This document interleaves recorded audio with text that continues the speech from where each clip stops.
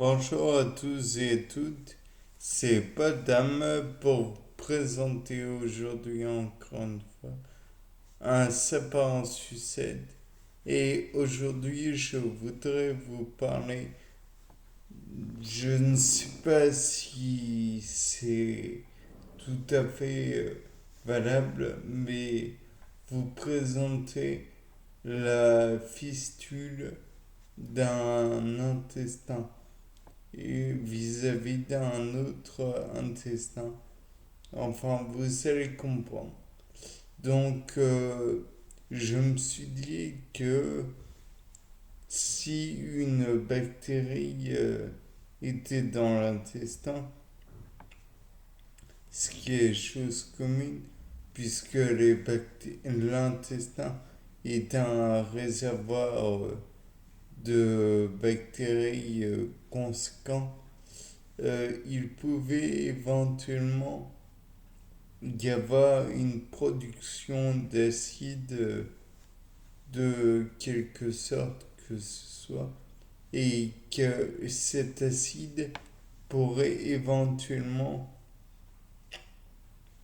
ronger l'intestin, ce qui est peu appréciable, et pourrait même forer un canal entre le gros intestin ainsi que certaines parties du genre l'iléon ou le jéjunum, qui c'est de l'intestin grêle. Bien sûr, il faut envisager aussi que la bactérie sera soumise à des conditions de température et ou d'acidité différentes, de pression différentes. En somme, tout peut être différent. Néanmoins, il faut dire que le pH sera forcément différent, puisque le pH nous, pourra être proche de celui de l'estomac ou sorti de l'estomac. Il est tout à fait envisageable que le pH soit de 1 ou 2 tout au plus, et que au contraire, si on s'approche de l'iléon, qui est plutôt une partie basse de l'intestin grêle, j'espère ne pas dire de bêtises, alors dans ce cas, on peut envisager le fait que le comment dire que la bactérie puisse produire des comment dire des toxines, des éléments nocifs, certes, pour terraformer, donc transformer en quelque chose de tout à fait inhabituel le milieu où elle est.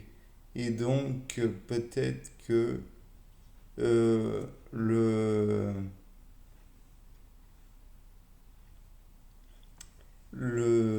comment dire l'intestin lui-même, euh, le l'intestin grêle pourrait être lui aussi terraformé et modifié.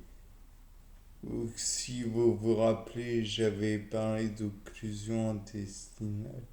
Peut-être que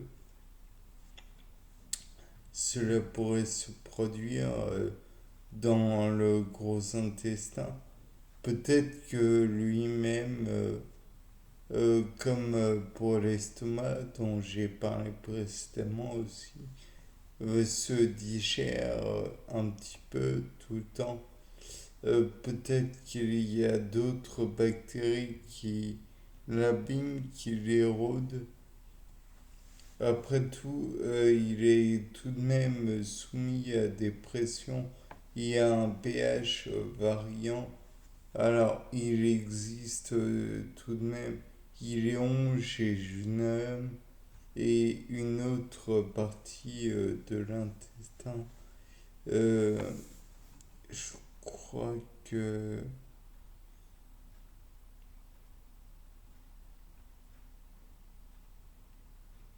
il me reviendra plus. Enfin, le duodéne. Enfin bref, c'est l'intestin grêle. Et dans tous les cas de figure, cet intestin grêle euh, contiendra lui aussi une flore bactérienne qui sera propre aux conditions du milieu.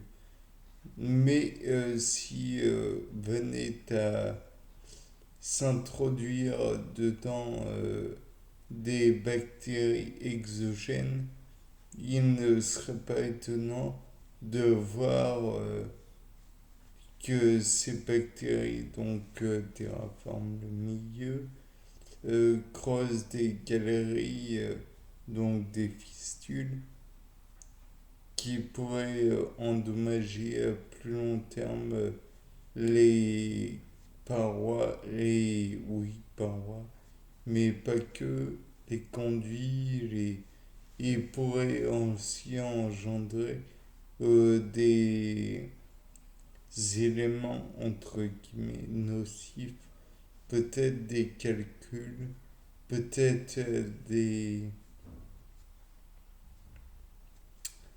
fécalomes, peut-être pourrait-il aussi trop hydrater les selles et donner lieu à des problèmes tels que les gastro-entérites.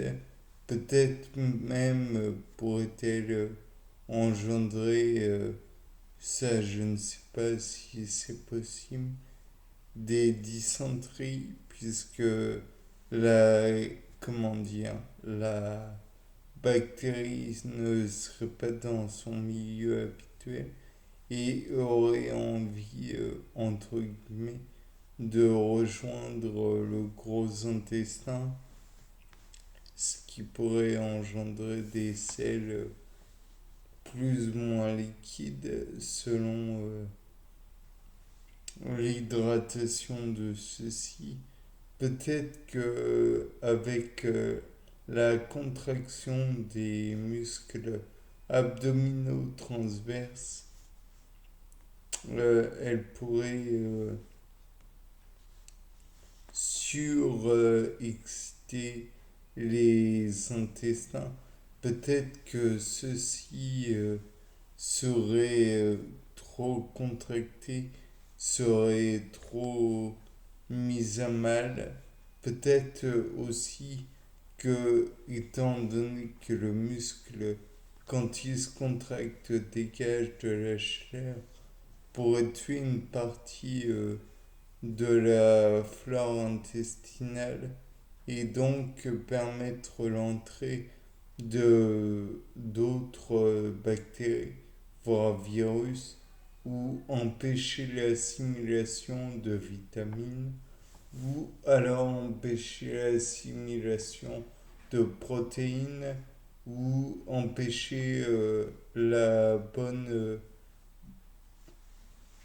bon fonctionnement de certaines enzymes, ou alors pourrait modifier le pH. Tant de questions qui se posent à nous, mais je pense aussi qu'il est possible d'y répondre, en partie du moins. Mais il restera toujours quelques petites questions à se poser. L'appendice, par exemple, à quoi sert-il? C'est une autre question à voir dans un prochain épisode, peut-être. C'était Paul Dame pour un nouveau sapin en sucette. Au revoir.